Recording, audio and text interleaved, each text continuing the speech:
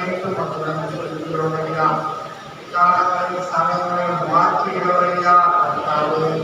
கால சூழ்நிலைகளை தூரலாகியா ஏசப்பா செய்வீராக. தேசத்திலே கட்டாலை வரமாடுகிற எல்லா கொள்ளை நோய்க்கும் காப்பரே தேசத்தை விலக்கி பாதுகாக்கும்படியாக செய்கிறோம் ஐயா. கத்தாவுடைய காந்த தேசத்திலே நன்மைக்காக இறங்கும்படி செய்கிறோம் ஐயா. போவதை மாற்றுவீராக கத்தாலை மனம் இறங்குகிற தேவன் ஐயா. கோபமோ ஒரு நிமிஷம் அவருடைய தயவோ நித்தம் நித்தம் என்று வாசிக்கிறோம் ராஜா. மனம் இறங்கும் அப்பா, தேசத்திலே மனம் இறங்கும், ஜனத்திலே மனம் இறங்கும். குற்றமுறைகளை மன்னித்து வாதைகளை நிறுத்தி கத்தரைகளுக்கு அற்புதம் செய்வீராக. யாரும் இந்த நோய் கொடுத்தா கத்தாவை விலகினப்படக்கூடாது அப்பா. அவரே நமக்கு ஜீவனம் முக்கியம், ஜீவனத்திற்கு ஆயுசு மாணவர் என்ற வசனத்தின்படியா நாம எங்களுக்கு ஜீவனையா ஜீவனை எங்களுக்காக இங்கே நாம நேரப்பட்ட ரத்தினால் எங்களுக்கு பாவமளிப்பாய் மீட்பையும் கர்த்தாவே சாபத்திலிருந்து விடுதலை, நோய் நொடியிலிருந்து விடுதலை தந்த தெய்வமே, நாங்கள் உண்மை பாராட்டி பெற்றுக் கொள்கிறோம் ஐயா. அந்த காலை வேலையை நாம கத்திரைகள் இறங்கும் ஐயா, இறங்கும் ஐயா. ஆசீர்வதிப்பீராக, நடத்துவீராக. ஹல்லேலூயா, ஹல்லேலூயா. இந்த நாட்களில் கர்த்தாவே நிச்சயமாய் வாழ்கிற ஜனங்களை சந்திப்பீராக. ஆமன் எப்பொழுதும் ஆயத்தமுள்ளவராய் நாங்கள் விழித்திருக்கிறவராய் காணப்பட ஒவ்வொருவரையும் உதவி செய்யும் ஐயா. வசனம் கிடைக்கக்கூடாத பஞ்சம் வரும் என்று வேறு வாசிக்கிறோமே. ஆமா, இந்த கிருபை உள்ள நாட்களை பயன்படுத்திக் கொள்ள உதவி செய்யும். ஆமன். தேவ வசனத்தின் மேல் பசிதாகவும் உடையவர்களாய் இருக்க ஆமன் ஆறுதல் அடைய திருப்தி அடைய கட்டளைகள் ஒவ்வொருவருக்கும் உதவி செய்கிறார்கள். மற்ற ஒவ்வொருவரையும் பலப்படுத்தும் ஆசீர்வதி. எல்லா பொருளும் பசுதாமியானோடு இடைபடுகிறார்கள், அசைவாடுகிறார்கள். ஆசீர்வதி. இயேசுவின் நாமத்தில் ஜெபிக்கிறோம் பிதாவே. ஆமென். நாம் அமர்ந்துள்ளோம். சில பாடலை பாடி மேம்படுத்துவோம். கர்த்தர் ஹல்லேலூயா.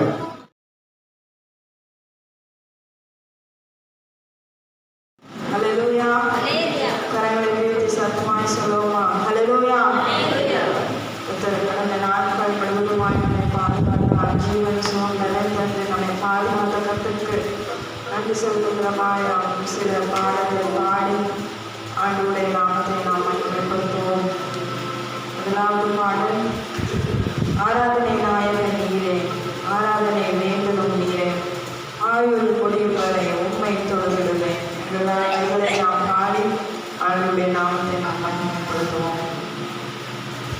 ஆராதனை நாயகன் நீரே, ஆராதனை வேண்டலும் நீரே, ஆராதனை நாயகன் நீரே, ஆராதனை வேண்டலும் நீரே,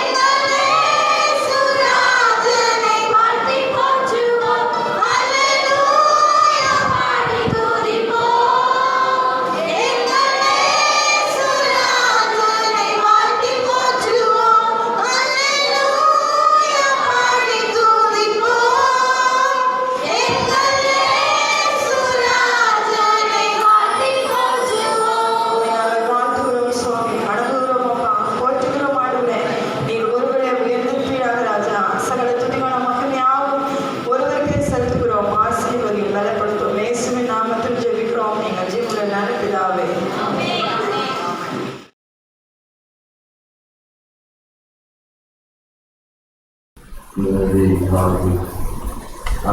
சமூகத்துக்குள்ள அவர் நமக்கு திருப்பதி தந்தார்.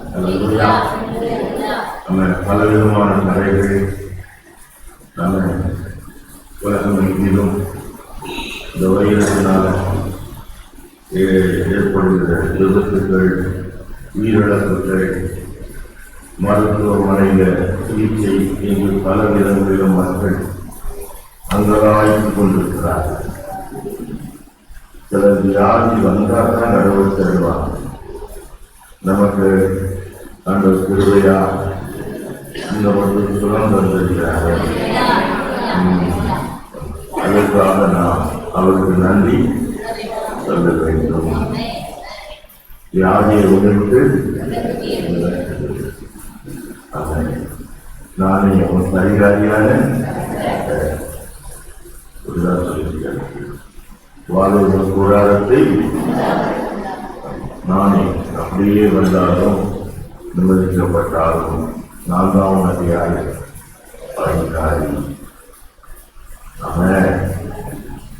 அந்த நம்பிக்கையிலே ஓடுவோம், அவருக்காக உழைப்போம், அவரை உலகத்துக்கு எல்லாருக்கும் அவரை பிரகடனப்படுத்துவோம்.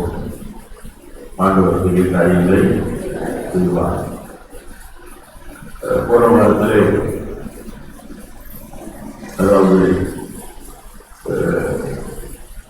மனக்குலம் தேவனுக்கு கீழ்ப்படியாதனால நம்ம தேவனுடைய சொல்லை கேட்டு அதன்படி நடக்காதனால ஏற்பட்ட விளை. மனுக்குலம் என்று சொன்னால் முதல் மனிதன்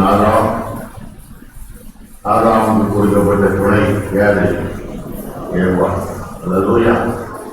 ஒரு வசனம் சொல்லப்பட்டிருக்கிறது 1 Corinthians 15ஆம் அதிகாரத்தில் 1 Corinthians 15ஆம் அதிகாரம் 22வது வசனம். ஆதாமுக்குள் எல்லாரும் மரிக்கிறது போல கிறிஸ்துவுக்குள் எல்லாரும் உயிர்ப்பிக்கப்படுவார்கள். ஆதாமுக்குள் எல்லாரும் மரிக்கிறது போல கிறிஸ்துவுக்குள் எல்லாரும் உயிர்ப்பிக்கப்படுவார்கள். ஆதாமுக்குள்ளதான் மரணம். முந்தின ஆதாம், பிந்தின ஆதாம். முந்தின ஆதாம்ங்கிறது முதல் மனிதன், பிந்தின ஆதாம்ங்கிறது யார்? இயேசு கிறிஸ்து. அல்லேலூயா. சொல்லப்பட்டது. அவர் மூலம் மரணம் வந்தது, இவர் மூலம் மீட்பு வந்தது. அவன் முந்தின முதல் மனிதனால மரணம், பிந்தின ஆதாமாக இயேசு கிறிஸ்துவால யாருன்னு மீட்பு. மனிதன் அவர்களுக்கு கீழ்ப்படியாதனால ஏற்பட்டது என்ன? அப்படி யாருக்கு கீழ்ப்படுகிறார்? பிசாசு, லூசிபர், சாத்தான். நம்ம அவர்களுக்கு கீழ்ப்படிந்ததால தேவனுடைய சாயலை இழந்து யாருடைய சாயலை பெற்றுக்கொள்கிறார்? சாத்தானுடைய சாயல். மனிதனும் சாத்தானும் என்று பார்க்கும் பொழுது மனுக்குலத்துக்கு ஆண்டவர் வைத்திருந்தது மகிமையான ஆளுமை, மகிமையான வாழ்க்கை, மகிழ்ச்சியான வாழ்க்கை, தன்னோடு இருக்கும் வாக்கியம், நித்தியமான மனிதன் வாழ மனிதனை படைத்த. ஆனால் மனிதன் அவர் சொல்ல கேட்காதனால வலுசற்பமாய் அந்த உலகத்தின் அதிபதியார் என்று அழைக்கப்படுகிற, பொய்யனும் பொய்க்கு பிதாவும் என்று அழைக்கப்படுகிற அந்த சாத்தானுடைய சாயல். அந்த சாத்தான் ஆண்டவரை தொழுது கொள்வதில்லை, ஆண்டவரை தேடுவதில்லை, தனக்கு அப்ப உணர்கிறதில்லை. அவர் திருந்தன பாதையில் மீண்டும் தவறைத்தான் செய்கிறார். அதனால் ஏற்பட்டது விக்கிரக ஆராதனை. அதனால் ஏற்பட்டது விக்கிரக ஆராதனை, அதனால் ஏற்பட்ட தீய நடை. அவன் தீய நடை மாத்திரமல்ல, அனைத்து வகை தீய செயல் என்னெல்லாம் மனுக்குலத்தில் வந்தது? விக்கிரக ஆராதனை, அவன் தீய நடக்கு, அனைத்து வகையான தீய செயல்கள். இதெல்லாம் ரோமர் 1ஆம் அதிகாரத்திலே போன வாரத்தில் வாசிக்கின்றன. எத்தனை வீட்டில் போய் வாசித்தீங்களா? ரோமர் 1ஆம் அதிகாரம் வாசித்தீங்களா? சொல்லாம கேட்டு செஞ்சா அதுதான் பழக்கம். அல்லேலூயா. அந்த 3 காரியமும் விக்கிரகாரனை வச்சு அடுத்த தீய நடத்தை, தீய செயல்கள், அனைத்து தீய செயல்கள் வந்தோம். இதிலிருந்து மீட்டெடுக்கிறோம் புதிய திட்டம். யார்? இயேசு. அல்லேலூயா. ஒரு புதிய திட்டத்தை அவன் பரலோகம் செய்தது, தன்னுடைய குமாரனை உலகத்துக்கு அனுப்பி. அல்லேலூயா. அந்த புதிய திட்டம் தான் இயேசு. இயேசுன்னா என்ன அர்த்தம்? ஜனங்களின் பாவங்களை நீக்கி ரட்சிக்கிறவர். அல்லேலூயா. ஜனங்களின் பாவங்களை நீக்கி ரட்சிக்கிறவர்.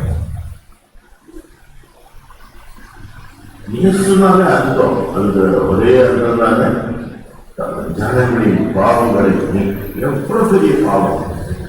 எப்பேற்பட்ட பாவியா இருந்தால் அந்த பாவத்துக்கு பரிகாரம் ஏதும் எந்த பலியும் மனுஷனுடைய பாவத்தை தீர்க்க எந்த பலி செலுத்தினாலும் தீர்க்க முடியும்.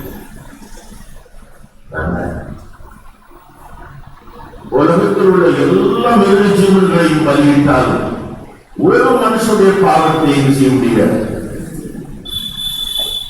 இயேசு உலகத்தில் லட்சங்களாய் பிறந்திருக்கிறார் என்ற செய்தியை மேய்ப்பர்களுக்கு அறிவிக்கப்பட்டது. அடுத்து கிழக்கில் உள்ள சாஸ்திரிகள்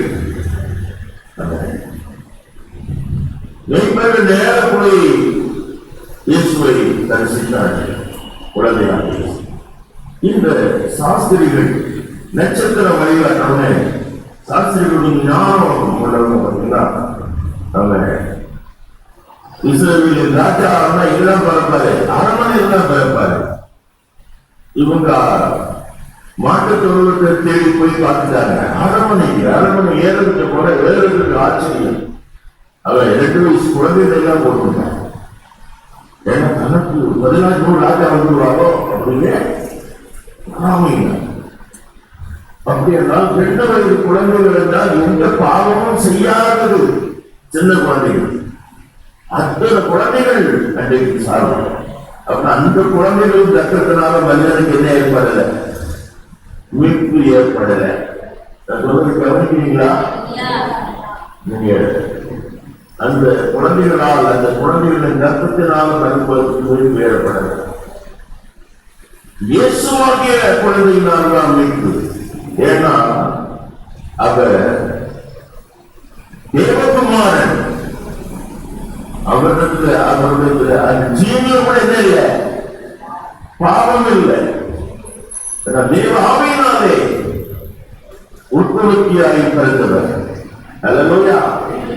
நம்மளை போல மனுஷன் தான், அந்த பாவம் அறியாதவர், பாவம் செய்யாதவர். பாவமே அவருக்குள்ள இல்லை, பரிசுத்தமானவர். அவருடைய ரத்தத்தில் அவர் பாவம் மன்னிப்பு. இயேசு என்றால் ஜனங்களின் பாவத்தை நீக்கி ரட்சிக்கிறவர். அல்லேலூயா. வேதத்தில் என்ன சொல்லப்பட்டிருக்கிறது? இந்த புதிய ஏற்பாடு என்ன போதிக்கிறது? அப்படி என்றால் விசேஷம் 1ஆம் அதிகாரம் 26 வாசியுங்கள். 6ஆம் மாதத்திலே காபிரியேல் என்னும் தூதன் கலிலேயாவில் உள்ள நாசரேத் என்னும் ஊரில் தாவீதின் வம்சத்தானாகிய யோசேப்பு என்கிற நாமமுள்ள புருஷனுக்கு நியமிக்கப்பட்டிருந்த ஒரு கன்னிகையினிடத்திற்கு தேவனால் அனுப்பப்பட்டான். அந்த கன்னிகையின் பெயர் மரியாள். அவள் இருந்த வீட்டில் தேவதூதன் பிரவேசித்து கிருபை பெற்றவளே வாழ்க, கர்த்தர் உன்னுடனே இருக்கிறார், ஸ்திரீகளுக்குள்ளே நீ ஆசீர்வதிக்கப்பட்டவள் என்றான். அவளோ அவனை கண்டு அவன் வார்த்தையினால் கலங்கி இந்த வார்த்தைகள் எப்படிப்பட்டதோ என்று சிந்தித்துக் கொண்டிருந்தாள்.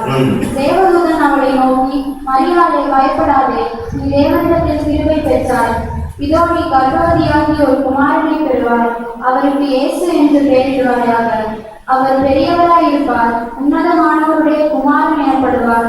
கர்த்தராகிய தேவன் அவருடைய பிதாவாகிய தாவீதின் சிங்காசனத்தை அவருக்கு கொடுப்பார்.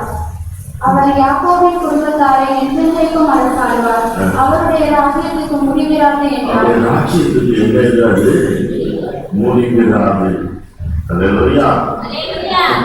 முடிவிராது.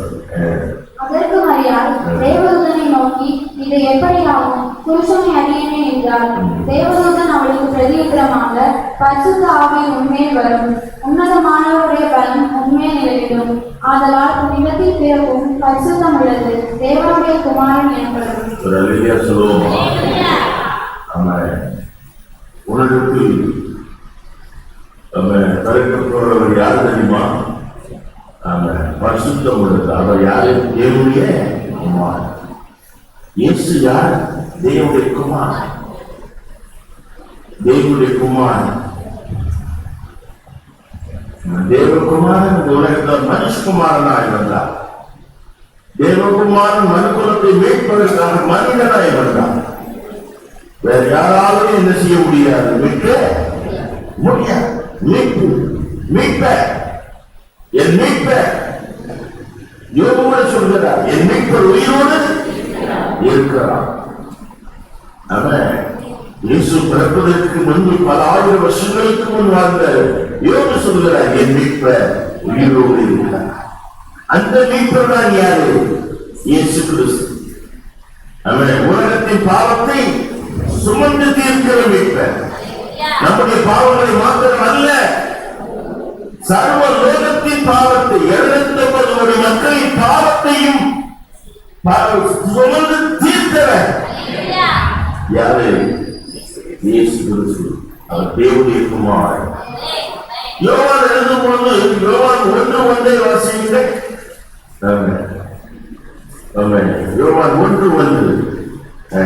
ஆதியிலே வார்த்தை இருந்தது, அந்த வார்த்தை தேவனிடத்தில் இருந்தது, தேவனிடத்தில் இருந்தது, அந்த வார்த்தை தேவனாய் இருந்தது. அவர் ஆதியிலே தேவனோடு இருந்தார், அவர் தேவனோடு இருந்தார். ஆமென். வார்த்தை, the word of God. அதான் சொல்றாரு, இந்த ஜீவ வார்த்தையே எல்லாருக்கும் போய் சொல்லுங்க. ஜீவ வார்த்தை, லிவிங் வேர்ட். ஆதியிலே வார்த்தை, அந்த வார்த்தை மனிதனுக்கு ஜீவன். அதே 1:16 வாசியுங்கள். அந்த வார்த்தை மாம்சமாகி கிருபையினாலும் சத்தியத்தினாலும் நிறைந்தவராய் நமக்குள்ளே வாசம் பண்ணினார். அவருடைய மகிமையை கண்டோம். அது பிதாவுக்கு ஒரே பேரானவருடைய மகிமைக்கு ஏற்ற மகிமையாகவே இருந்தது. அல்லேலூயா. ஒரே பேரான தேவன் தம்முடைய ஒரே பேரான குமாரனை விசுவாசிக்கிறவன் எவனோ, எல்லாம் சேர்ந்து சொல்றோம். யோவான் 3:16. தேவன் தம்முடைய ஒரே பேரான குமாரனை விசுவாசிக்கிறவன் எவனோ அவன் கேட்டு போகாமல் நீதி ஜீவனை அடையும்படி அவரை தங்களுடைய ஈவுளவாய் பரலோகம் தந்த மீட்பது யாரு? இயேசு. இயேசுவை தவிர வேற வழியே கிடையாது. இன்றைக்கு மருத்துவம் பாவ பரிகாரத்திற்காக என்னென்னமோ செய்கிறது. ஆமென். அல்லேலூயா. ஆனால் இயேசு ஒருவர் தான் பாவ பரிகாரம். நம்ம பாவத்துக்கு நம்ம பரிகாரம் செய்ய முடியாது. ஆதாம் ஏவாளும் தான் நிர்வாணத்தை மூடுறதுக்கு அத்தியலையை செய்தாங்க, அதை மூட முடியல. ஆமென். அல்லேலூயா. அது நிரந்தரமான ரட்சிப்பு. அதுக்கு ஆண்டவர் ஒரு மிருகத்தை அடித்து ஒரு அந்த தோளுடைய கொடுத்தார். அந்த அடிக்கப்பட்ட மிருகம் எது தெரியுமா? ஆண்டவராகிய இயேசு கிறிஸ்து. அல்லேலூயா. அல்லேலூயா. ஆமென். ஆகவே அவர் தேவகுமாரன் சிலுவையிலே இயேசு தொங்கி அடிக்கப்பட்டிருக்கிறார். ஜீவன் போவதற்கு முன்னால ஒரு 7 வார்த்தைகளை இயேசு அங்கே சொல்வதை இருந்த அத்தனை பேர் கவனிக்கிறார். அது முக்கியமாய் கவனித்தது 100க்கு அதிபதி. அவர் சொல்லுகிறார், மெய்யாகவே இவர் யாரு? தேவகுமாரன்.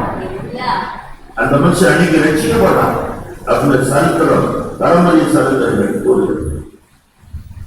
இந்த அதிகாலையில் தேவ சமூகத்துக்கு வந்திருக்கிற தேவ பிள்ளைகளே, அவன் இருக்கிற ஆராதனையிலிருந்தும் அசுத்த நடத்தைகளிலிருந்தும் சகல விதமான அசுத்த செயல்களிலிருந்தும் நம்மளை மீட்பதற்கான அவர்களுக்கு தம்முடைய குமாரனாக இயேசுவை இந்த உலகத்துக்கு அனுப்பியது.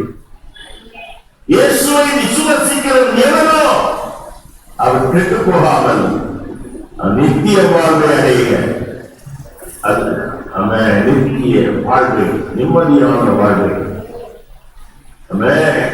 தேவன் தம்முடைய ஒரே பேரான குமாரனை விசுவாசிக்கிறவன் எவனோ அவர் நித்திய ஜீவனை அடைவதை அவரை தங்களுடைய இவ்வளவாய் தேவன் அளவில்லாத அன்பு காட்டிய அன்பு தெய்வம்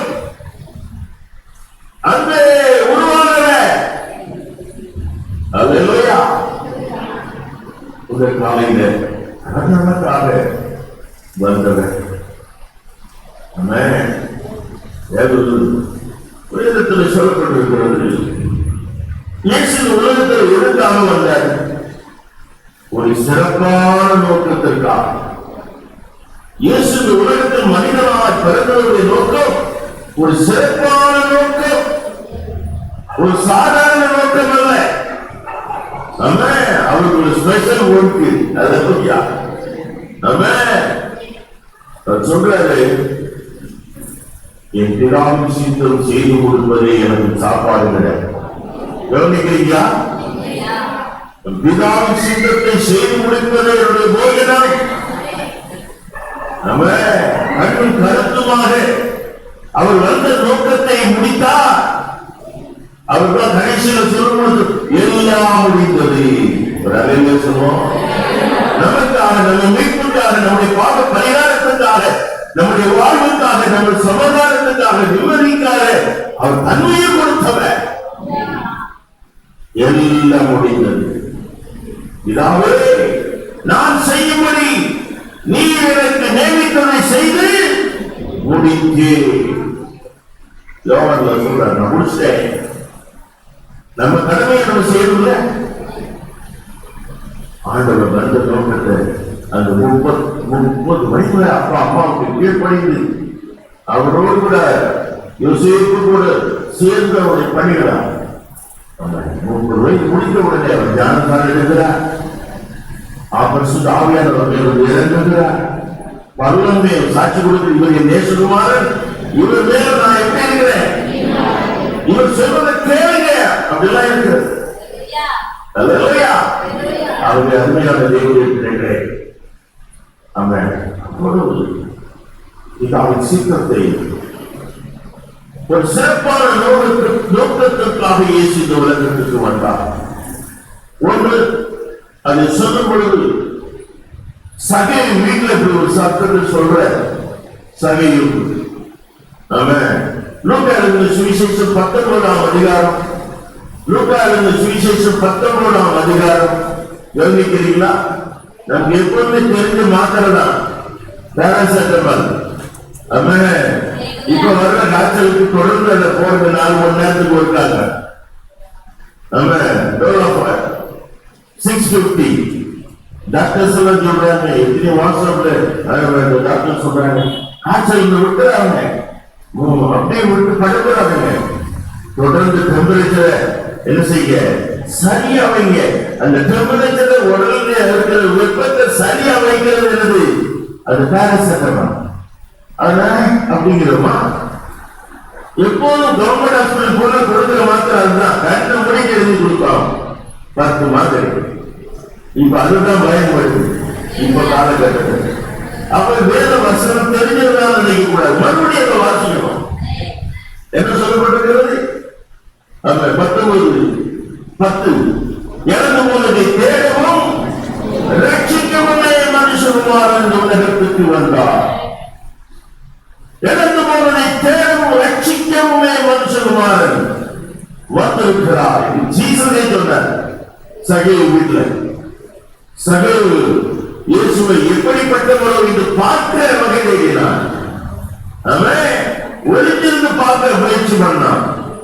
ஆனா அந்த காட்டு அத்தி மரத்தின் மீது உட்கார்ந்து இருந்தவனை அவன் நல்ல வெயில், இன்னைக்கு வெயிலுக்காக நிற்கிற நிலைமை வெயில சகையுக்காக நிற்கிறார். தன்னை தேடுறாரு, தன்னை யாருன்னு அறியணும் விரும்பலாம்.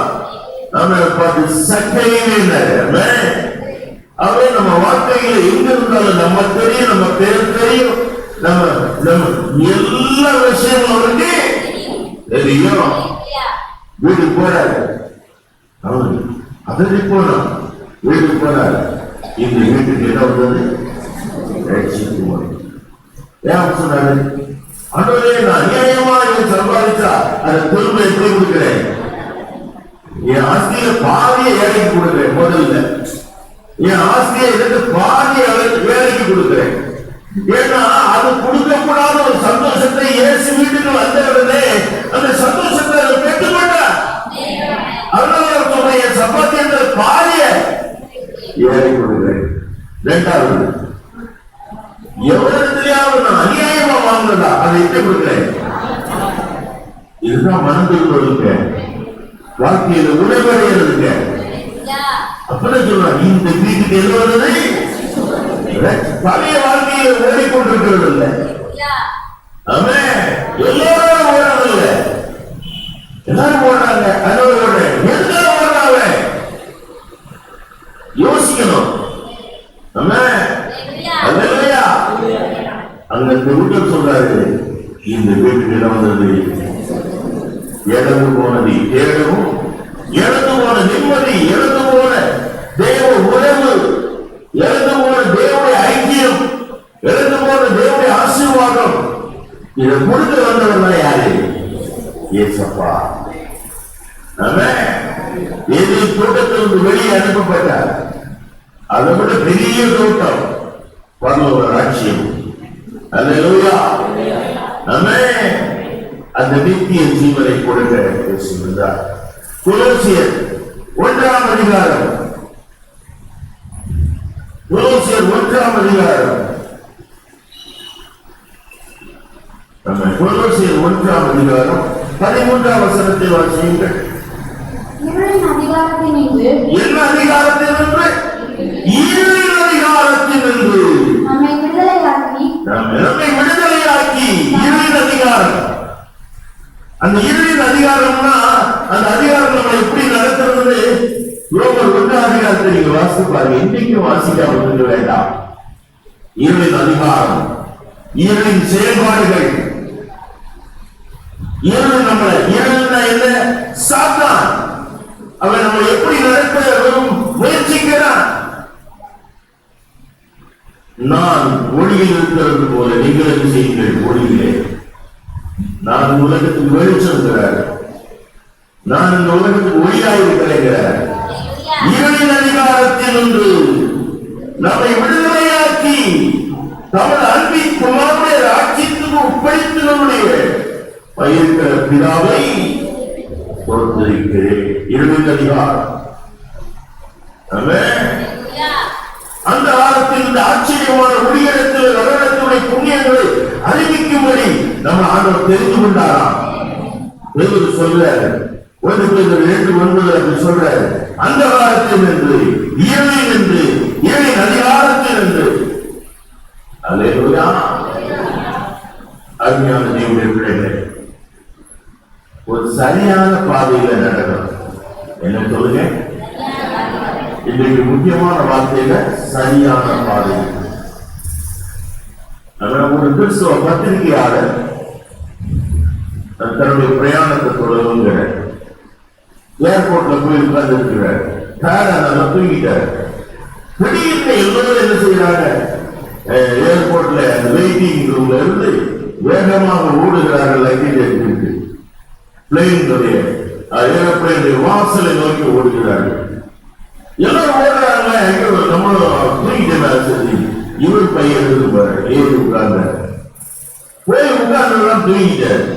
அதெல்லாம் தூங்கிட்டார். இரவு முழுவதும் பிரயாணம். திடீர்னு காலையில் அதிகாலையே சூரிய வெளிச்சம் ஜன்னல் வழியாக இவ்வளவு வருகிறது. நாம் ஒரு சத்தம் கேட்கிறது, இன்னும் வர மணி நேரத்தில் நாம் அறிய வேண்டிய இடத்தை தரையிறங்கும் என்று எதிர்பார்க்கப்படுகிறது. ஆமென். இவர் போக வேண்டிய இடம் என்ன தெரியுமா? ஆமென். சென்றார் இந்த பட்டணத்தில் இறங்கணும். இது எங்க போய் இறங்குறதா? ஹில்ஸ்டன். என்னது? ஹில்ஸ்டன். சென்றார் போறது. அப்பதான் தெரியுதா, நம்ம வேற பிளேன்ல ஏறி செஞ்சோம். அந்த நாட்கள் அப்படி செக் பண்ண மாட்டாரான்னு வேற பிளேன்ல ஏறிட்டோம். எல்லாரும் ஓடுறதுனால இவரு ஓடிட்டார். அது வந்து நோக்கம் இல்லாம ஓடக்கூடாது. விசாரி பைபிள் சொல்லப்பட்டிருக்கிறது. எரேமியா 6ஆம் அதிகாரம் 16ஆம் வசனம். வழிகளிலே நின்று ஆமென் அல்லேலூயா. ஆத்துக்கடலில் நின்று வம்சாவளத்துக்கு எப்படி போகணும்னு கேட்கணும். ஆமென் அல்லேலூயா. ஆமென். நேர வடகாக போன திருவண்ணாமலை போயிடும். ஆமென். இதுதான் வழி. போடு திடீர்னு செஞ்சுட்டு எழுதிந்த போட்டியில அழிஞ்சு போச்சு. அதெல்லாம் நம்ம மக்கள் எதை அழிக்க கூடாது அதைத்தான் அழிப்பான், எதை கிழிக்க கூடாது அதைத்தான் கிழிப்பான். பாருங்க, வம்சாவரம் இருக்குது, அதை காணும், அதை போய் கிழிக்காம பாரு. மணி அப்படிதான் குரங்கு குத்தி எவ்வளவு பேர்கள் வழிகாட்டுற ரூட்டு. ஆமா, எல்லாத்த திருவண்ணாமலை போயிடும். அப்புறம் போய் டேனியல் போயிடா. இங்க யாருமே டேனியல் இல்லையே. இது என்ன ஒரு திருவண்ணாமலையா? நீங்க எங்க போன வம்சம் அக்கா ரூட்டை விட்டுருக்கீங்க. அதான் வழியை நின்று குருவ பாதை எவை என்று விசாரித்து நல்ல வழி எதுவோ அதிலே நடவுங்க. எல்லாரும் சேர்ந்து வாசிங்க. வழிகளிலே நின்று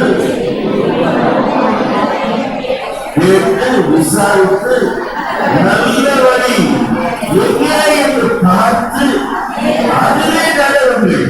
அப்பொழுது உங்கள் ஆத்மாக்களுக்கு இளைப்பாறுதல் கிடைக்கும் என்று கர்த்தர் சொல்கிறார். அவர்களோ நாங்கள் வழியை நடக்க மாட்டோம். எப்படி பாருங்க, நல்ல வழியை கேட்டு நடக்கும். யார்? எரேமியா 35ஆம் அதிகாரத்திலே ஒரு சம்பவம் இருக்கிறது. 35:9 வாசியுங்கள். 35:9. நாங்கள் குடியிருந்த வீடுகளை கட்டாமலும் ரேகாபின் குமாரனாகிய எங்களுடைய தகப்பன் யோனதாவின் சட்டத்துக்கு கீழ்ப்படிந்திருக்கிறோம். எங்களுக்கு திராட்சை தோட்டமும் வயலும் விதைப்பாடும் இல்லை. நாங்கள் கூடாரங்களில் குடியிருந்து எங்கள் தகப்பனாகிய யோனதா எங்களுக்கு கட்டளையிட்டபடியெல்லாம் கீழ்ப்படிந்து செய்து வந்தோம். ஆனால் பாபிலோன் ராஜாவாகிய நேபுகாத்நேச்சார் இந்த தேசத்தில் வந்தபோது நாம் கல்தேயருடைய ராணுவத்துக்கும் சீரியருடைய ராணுவத்துக்கும் தப்பும்படி எருசலேமுக்கு போவோம் வாருங்கள் என்று சொன்னோம். அப்படியே எருசலேமில் தங்கி இருக்கிறோம் என்றார்கள். நாங்கள் எருசலேமிலே தங்கி இருக்கிறோம். யாருக்கு தப்ப? சீரியத்துக்கும் சீரிய ராணுவத்திற்கும் கல்தேய ராணுவத்திற்கும் தப்பும்படி நாங்கள் எருசலேமிலே இருக்கிறோம். அப்பொழுது கர்த்தருடைய வார்த்தை எரேமியாவுக்கு உண்டாகி, அவர் இஸ்ரவேலின் தேவனாகிய சேனைகளின் கர்த்தர் உரைக்கிறது என்னவென்றால், நீ போய் யூதாவின் மனுஷரையும் எருசலேமின் குடிகளையும் நோக்கி, நீங்கள் என் வார்த்தைகளை கேட்டு புத்தியை ஏற்றுக்கொள்கிறதில்லையோ என்று வார்த்தைகளை கேட்டு புத்தியை ஏற்றுக்கொள்கிறதில்லையோ. இஸ்ரவேலின் குடிகளையும் நோக்கி, நீங்கள் என் வார்த்தைகளை கேட்டு புத்தி எட்டிக்கொள்கிறதில்லையோ என்று கர்த்தர் சொல்கிறார். இன்னைக்கு பாருங்க, ஆண்டவருடைய வார்த்தையை கேட்கிறது செவி மறக்கிறது, புத்தியை கேட்கிறதுக்கு புத்தியை சொல்வதை மறக்கிறது. ராஜரசம் புரியாதபடிக்கு ரேகாபின் குமாரனாகிய யோனதாப் தன் புத்திரருக்கு கட்டளையிட்ட வார்த்தைகள் கைக்கொள்ளப்பட்டு வருகிறது. இந்த ரேகா யாருன்னா சவுலின் குமாரனாகிய யோனதாபுக்கு படைத்தலைவர்களாக இருந்தவர்கள். அல்லேலூயா. ஆனா ரேகா இவர்கள் என்ன சொல்றாங்க, திராட்சரசம் குடிக்க கூடாது, மது குடிக்க கூடாது அப்படின்னு சொல்லுகிறாங்க. அந்த வார்த்தையை கேட்டு, அந்த ஒரு வார்த்தையை கேட்டு அவர்கள் என்ன செய்வதில்லை, மது எந்த போனாலும் எந்த சூழ்நிலையும் குடிக்கிறது இல்லை. அவர்கள் இந்நாள் மட்டும் அதை குடியாமல் தங்கள் தகப்பனுடைய கட்டளைக்கு கீழ்ப்படுகிறார்கள். ஆனாலும் நான் உங்களுக்கு ஏற்கனவே சொல்லிக் கொண்டே இருந்தும் எனக்கு கீழ்ப்படியாமல் போனீர்கள். நீங்கள் அந்நிய தேவர்களை சேவிக்கும்படி அவர்களை பின்பற்றாமல் அவனவன் தன் பொல்லாத வழியை விட்டு திரும்பி உங்கள் நடத்தையை சீர்திருத்துங்கள். உங்கள் நடத்தை சீர்வரட்டும், உங்க பேச்சு, உங்க செயல்கள், உங்களுடைய காரியங்கள் எல்லாம் சீரடையட்டும். ஆமென். அல்லேலூயா. உங்களுக்கும் உங்கள் பிதாக்களுக்கும் நான் கொடுத்த தேசத்திலே குடியிருப்பீர்கள் என்று சொல்லி தீர்க்கதரிசிகளாகிய என் ஊழியக்காரரை எல்லாம் நான் உங்களிடத்துக்கு ஏற்கனவே அனுப்பி கொண்டிருந்தும் நீங்கள் உங்கள் செவியை சாயாமலும் எனக்கு கீழ்ப்படியாமலும் போனீர்கள். அந்த குடிகளை யூத ஜனங்களுக்கு ஒரு உதாரணமாக எடுத்து காட்டுகிறார். எரேமியாவின் மூலமாக நாங்கள் திராட்சரசம் குடிப்பதில்லை. இன்னைக்கு நமக்கு ஆண்டுடைய வார்த்தை எவ்வளவு வருகிறது, எவ்வளவு சத்தியத்தை கேட்கிறோம். நாம் சீரடைய சரியான பாதையை நடக்க வேண்டும்.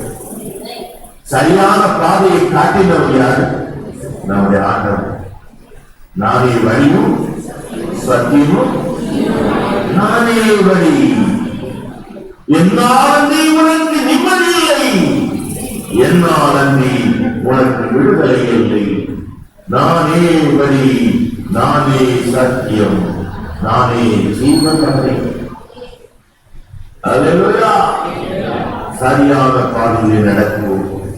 சரியான பாதையை இந்த சத்தியம் நமக்கு காட்டுகிறது. நானே நல்ல வைப்பேன். நானே வழி, நானே ஜீவம், நானே சரியான பாதையிலே நடக்கும். சரியான பாதையில் இந்த சத்தியம் நமக்கு காட்டுகிறது. அல்லேலூயா. நீ நடக்க வேண்டிய வழியை உனக்கு காட்டி உன் மேலே கண்ண வைத்து ஆலோசனை சொல்வேன். கர்த்தர் உன்னை நித்தம் நடத்தி பல வறட்சியான காலங்களிலும் உன் ஆத்துமாவை திருப்தியாக்குவார். இந்த காலையில அருமையான தேவனே கிடைக்கிறது. ஏற்பாடு என்ன நமக்கு எல்லாம் நம்ம வாழ்க்கையில் உலகம் முழுவதையும் மித்திர ஆராதனைக்கு சாத்தா கொண்டு தீய நடக்கைக்குள்ளே கொண்டு போன மாத்திரமல்ல, அனைத்து வகை தீய செயல்கள் மனுக்குலத்தை ஆண்டு கொண்டது. இதிலிருந்து நாம் மீட்பது. அதற்கு ஒரு உதாரணம் யாரு? சகையின் வீட்டில் ஒரு மெய் சந்தோஷம் வந்தது. சகையின் வீட்டில் மெய்யான சமாதானம் வந்தது.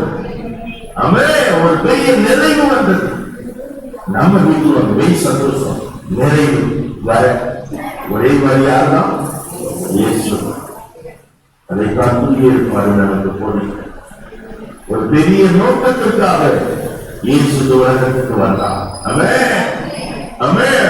அது என்னன்னா அது சாத்தான சக்தியிலிருந்து மனுக்குலத்தை மீட்பதற்காக இயேசு வந்தார். அல்லேலூயா. சகல விதமான சாத்தானின் சக்தியிலிருந்து மனுக்குலத்தை மீட்க இயேசு வந்தார். எத்தனை பேர் விசுவாசிக்கிறீர்கள்? சாத்தானின் சக்தியிலிருந்து ஒரு வசனம் சொல்லுகிறது. ஆமென். 1 யோவான் 3ஆம் அதிகாரம் 8ஆம் வசனத்தை வாசியுங்கள். பாவம் செய்கிறவன் யாரை உண்டாயிருக்கிறார்? பாவம் என்ன? அது ஒரே ஒரு விளக்கம் சொல்றேன். ரோமர் 1ஆம் அதிகாரத்துல ஆமென் வாசித்து பாருங்க. எது பாவம்? எது பாவம்? இதை செய்கிறவர்கள் எதற்கு? மரணத்துக்கு பாத்திரர்களாக இருக்கிறார்கள். ஆமென். பாவம் செய்கிற பிசாசினால் உண்டாகி இருக்கிறார். ஏனெனில் ஆதி முதல் பாவம் செய்கிறவனாக இருக்கிறார். பிசாசின் கிரியைகளை அழிக்கும்படிக்கு தேவகுமாரன். உங்க வீட்டுல போட்டா போட்டு பத்தி நிறுத்தின பிரயோஜனம் இல்லை. சிலுவையை கருத்துல தொங்க பிரயோஜனம் இல்லை. உங்க வீட்டுக்கு இயேசு வராருன்னா உங்க ஒவ்வொரு வாழ்க்கையில் என்ன அழியணும்? பிசாசுடைய கிரியைகள். ஆமென். அதை அழிக்கிறதுக்கு தான் அந்த உலகத்தில் இயேசு வந்தார். ஆமென். கிறிஸ்தவனாய் இருந்து நாம் இன்னும் பாவத்தில் இருப்போம் என்றால் ஆமென் பிசாசு நமக்குள்ள தான் இருக்கிறான். ஆமென். தேவனுக்கு கீழ்ப்படிந்தீர்கள், பிசாசுக்கு எதிர்த்து நில்லுங்கள், அப்போது அவர் விட்டு அந்த தேவாக்கியம் என்று சொன்னாங்க. உடம்புடமா கொண்டாந்து வச்சுட்டு இறைமையா குடிக்க சொல்றான். இல்ல எங்க பிதா குடிக்க கூடாதுன்னு சொல்லி இருக்கிறாரு. நாங்க குடிக்க மாட்டோம். நம்ம என்ன? நான் கிறிஸ்தவன், இயேசுவின் பிள்ளை, இதை நான் தொட மாட்டேன். தொடருமா? விட்டு விலகணுமா? சரியான பாதையில் நடவுங்கள். சத்தியவர் உங்களோடு இருப்பார்.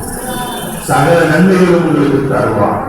ஒரு நன்மை உங்களுக்கு குறைபடாது. எழுந்திருக்கும். அல்லேலூயா. சோதரம் போராடி முடித்தோம். ஆமென். எல்லாம் எழுந்திருக்கும். இயேசு வந்த நோக்கம் என் வாழ்க்கையில் நடக்கணும். இயேசு உலகத்தில் வந்த நோக்கம் என் குடும்பத்தில் நடக்கணும். ஆமென். அல்லேலூயா. கூடி கூடி கூட்டுறாங்க. ஆமென். அல்லேலூயா. அவன் என்ன கை வைத்து நோக்கணும். ஆமென். இயேசு அவர் தேவனுடைய குமாரன். அவர் சிறப்பான நோக்கத்திற்காக வந்தார். பிசாசின் கிரியைகளிடமிருந்து நம்மளை மீட்டெடுக்க வந்தார். எல்லாரும் கூட கொடுத்து வந்த நோக்கம் என் வாழ்க்கையில் நடக்கணும். சொல்லுங்க. வலதுகரத்தை உயர்த்தி ஏசப்பா வந்த நோக்கம் என் வாழ்க்கையில் நடக்கணும். என் வாழ்க்கையில் நடக்க இருதயத்தில் கை வச்சு சொல்லுங்க. வலதுகரம் மேல வைத்துங்க, வெள்ளியத்தை இருதயத்தில் வைங்க. ஏசப்பா வந்த நோக்கம் என் வாழ்க்கையில என் குடும்பத்துல நடக்கணும்.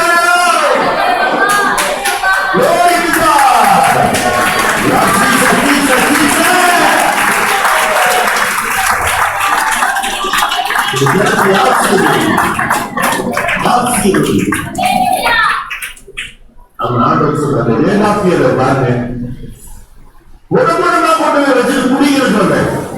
இல்ல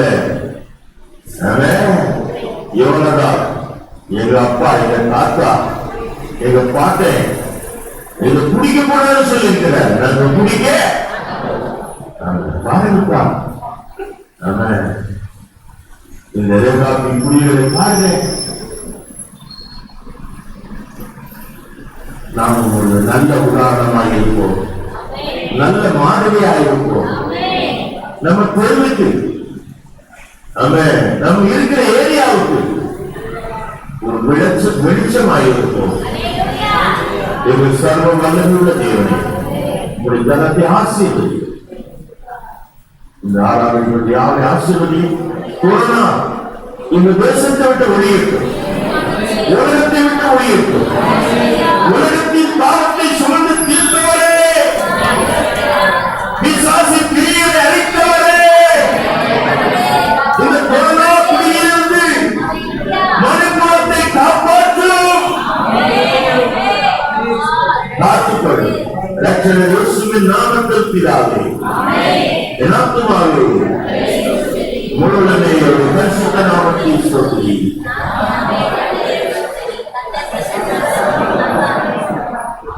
ஆமென். நம்முடைய கர்த்தராகிய இயேசு கிறிஸ்துவின் கிருபையும் பிதாவாகிய தேவனுடைய அன்பும் பரிசுத்த ஆவியானவருடைய அந்நிய ஐக்கியமும் என்றும் என்றும் சதா காலங்களிலும் நம் அனைவரோடும் இருப்பதாக. என் கட்டளையும் என் மீட்பராகிய கர்த்தாவே, என் வாயின் வார்த்தைகளும் என் இருதயத்தின் தியானமும் இருப்பதாக. அல்லேலூயா. கர்த்தர் யாவரையும் ஆசீர்வதிப்பாராக.